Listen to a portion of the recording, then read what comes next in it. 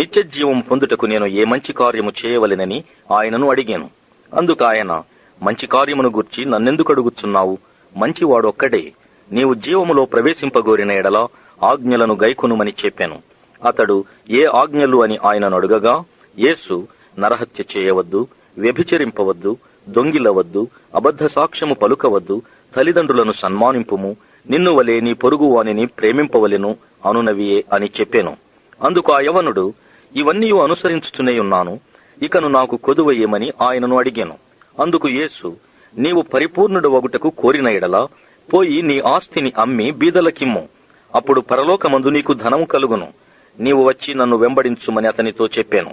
అయితే ఆ యవనుడు మిగులు ఆస్తి గలవాడు గనుక ఆ మాట విని వ్యసనపడుచు వెళ్లిపోయాను. యేసు తన శిష్యులను చూచి, ధనవంతుడు పరలోక రాజ్యములో ప్రవేశించుట దుర్లభమని మీతో నిశ్చయముగా చెప్పుచున్నాను.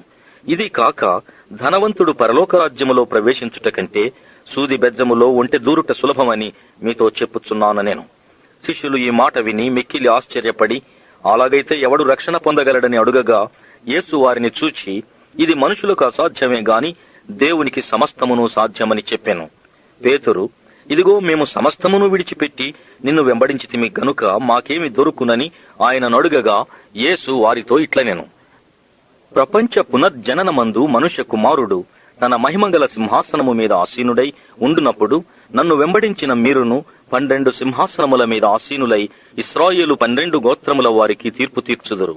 నా నామము నిమిత్తము అన్నదమ్ములనైనను, అక్క చెల్లెండ్రనైనను, తండ్రినైనను, తల్లినైనను, పిల్లలనైనను, భూములనైనను, ఇండ్లనైనను విడిచిపెట్టిన ప్రతి వాడును 100 రెట్లు పొందును.